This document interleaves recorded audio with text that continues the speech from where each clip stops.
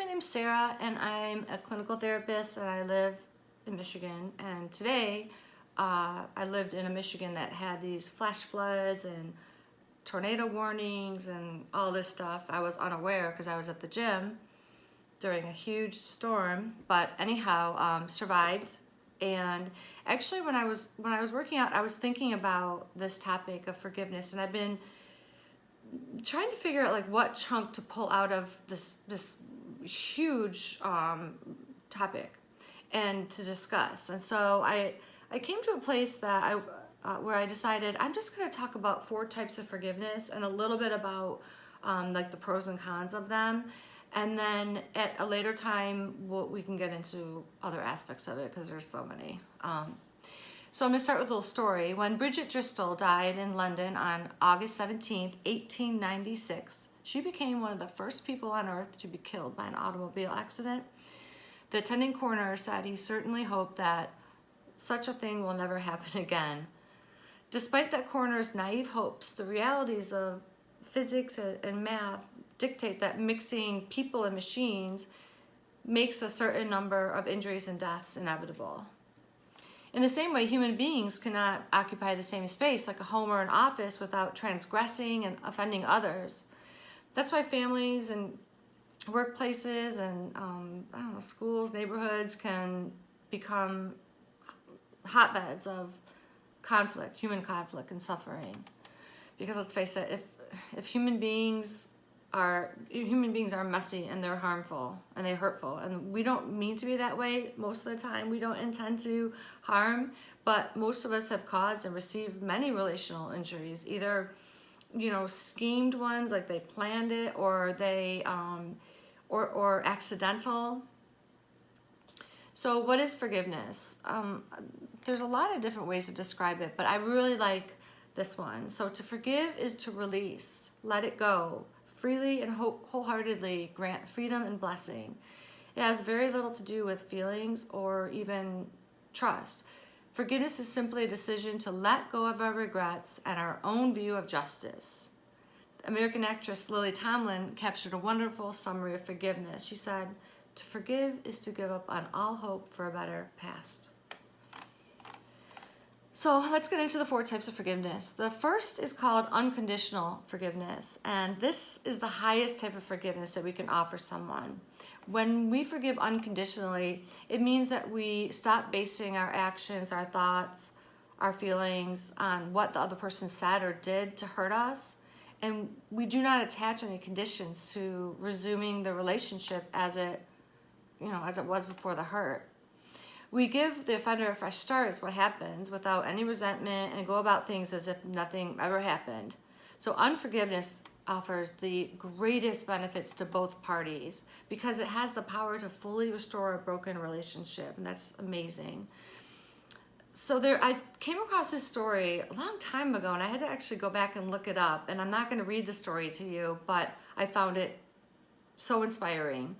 So the story goes that on February 12th, 1993, this woman, Mary Johnson's only son, was killed by, there was like 4 gunshots and by a gang-related altercation.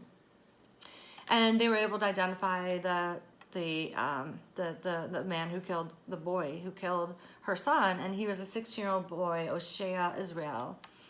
And Mary talked about the hatred that she felt when this all happened, and like it was all consuming and whatnot. And he did confess to the murder, which was great, I guess, for Mary. But what happens is the in-between part. In between when her son gets shot by O'Shea and when the end of my story goes, Mary decided to intentionally and diligently and with great effort work on forgiving this little boy, this 16-year-old boy, and various ways. She met with him in prison. She corresponded through letters, and then she got to this place where, long story short, she got to this place where she actually told him that she forgave him, and he accepted her forgiveness. So fast forward to 2010, O'Shea the young man O'Shea, maybe he was, well, this is a long time ago, 2010. Anyway, O'Shea and Mary Johnson are actually neighbors. She planned his homecoming, and now they go all around the country talking about forgiveness. And she said, one of the quotes she said was that she's so grateful for who she is today in God, and that she's not the person that she used to be, full of all that junk, and how important being on the other side of forgiveness is in her life. Yeah, I don't know. It's amazing. Okay, the second form of forgiveness is called conditional forgiveness, and this is the second highest type of forgiveness also. It's a way forward out of a broken place that requires constant maintenance on the offender's part, and vigilance on the forgiver. I guess forgiver. It's like the phrase that President Reagan said. He was describing nuclear arms treaty for the former Soviet Union, and he said, "Trust but verify," and that's what conditional forgiveness is. It's trust but verify. It's appropriate when the level of trust in the person who hurt you is not yet high enough to grant that unconditional forgiveness, and it can serve as a stepping stone though to forgiveness. But the problem with conditional forgiveness, particularly in the case of intimate relationships and betrayal, is that it often creates an imbalance of power. So the hurt party holds all the cards and has the power to continue or terminate the relationship based on the offender's behavior. But still, conditional forgiveness offers greater benefit to the conditional forgiver than the conditional forgiven. So the third, and this is the lowest type of forgiveness, and I almost hesitate to put this in here because it's hardly forgiveness, but it's taking the whatever attitude toward the hurt and just moving on with your life in a positive direction. So dismissive forgiveness often involves terminating or drastically reducing the closeness of a relationship, and it may involve like a life change, quitting your job, moving away from your dysfunctional family or relationships. But in dismissive forgiveness, you are the forgiver. You as the forgiver are deciding that you're not going to waste any time, that you're not going to create space or energy or to this hurtful event, and to put measures in place like boundaries or distance, like we talked about, to ensure that it never happens again. It's kind of a cultivated indifference, a decision that the offender no longer has the power to hurt you or the privilege of being in a meaningful part of your life.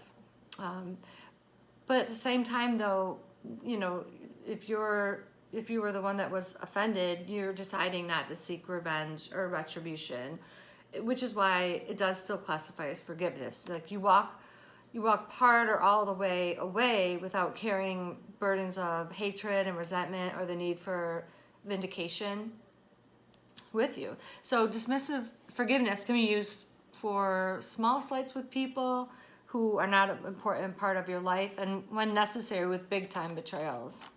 It just depends on whether or not you want to preserve the relationship, whether you want to stay in dismissive and then progress to conditional and then progress to unconditional. It really just depends on the importance of the preservation of the relationship. So saving the best for last, I'm going to talk about grace, which grace is different than the other three types of forgiveness. Okay, so if you believe in God, grace is not ours to grant, but God's. And grace is for believers, God is the ultimate forgiver, and at least for me, the one to whom I'm ultimately accountable for transgressions, really. Grace is not something we merely ask for, but something we must reach for. With whatever type of repentance we make, because grace is extended and not just given to us. I thought about going into mercy, and I'm going to leave it alone for today. But like I said in my first two videos, I do like to give you a little something to think about, a little intervention, not just give you some facts or some, and I think this is the 4 types of forgiveness that hopefully is thought-provoking to you, and that you challenge yourself in understanding more about in your own life where you are in terms of forgiveness with certain people who have harmed you. And so I'm going to challenge you to grab a piece of paper and a pen. If you don't want to, just use your mind and think of as many names of people or places or institutions. I mean, it could be the government, it could be your college, it could be your family, it could be, you know, specific people. But I want you to write down as many names as you can in just a short time, 60 seconds, not even 30 seconds. And then once you do so, then I want you to just choose the first 3 that you wrote down, the first 3 people, 1 and 2 and 3. And since we did just learn about 4 types of unforgiveness, I want you to ask yourself and be really honest, like, if you have begun forgiveness, maybe you're in dismissive forgiveness, that person's never getting near me or my family, or that person, I'll never work for them again, or I'll never trust them again. If that is under the list of one of the top 3, like that's where you are in forgiveness with that person, okay, that's just being honest, and then you can decide if you want to, you know, level up, if you want to work a little bit on forgiveness.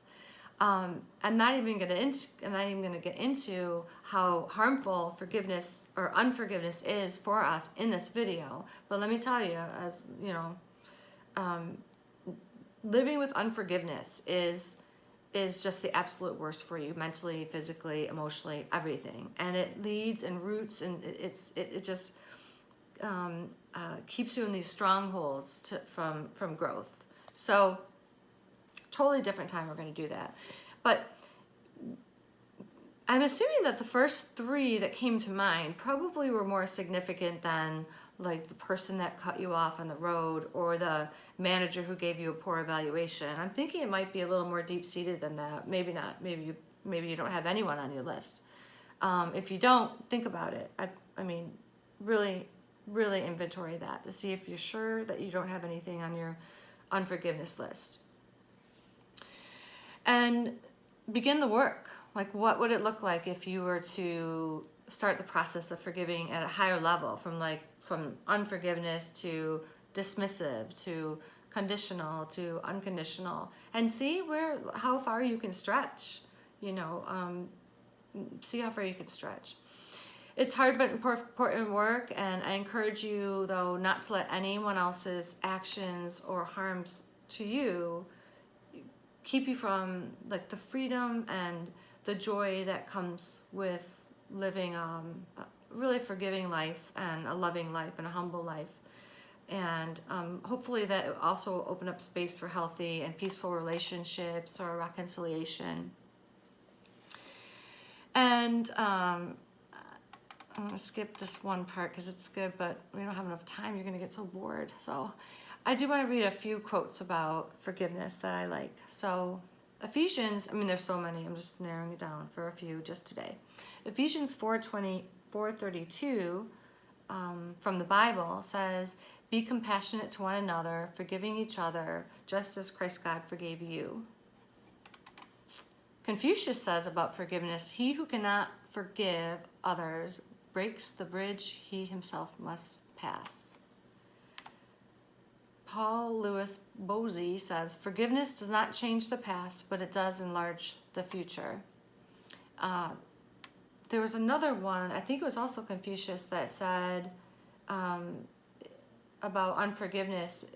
If like when you're in unforgiveness and you're seeking revenge, before you do, dig 2 graves. I didn't probably say it very well. And then lastly, the first to apologize is the bravest, the first to forgive is the strongest, and the first to forget is the happiest. So if you like what you heard, and I know it was just a little bit about forgiveness, and you think that you'd like to hear more, I encourage you to subscribe. I encourage you to go back to my other videos and watch them. If you like this video, put thumbs up. If you don't, thumbs down, but you know, I'd rather have thumbs up. And feel free to leave a comment, and I will see you all next time. Take care.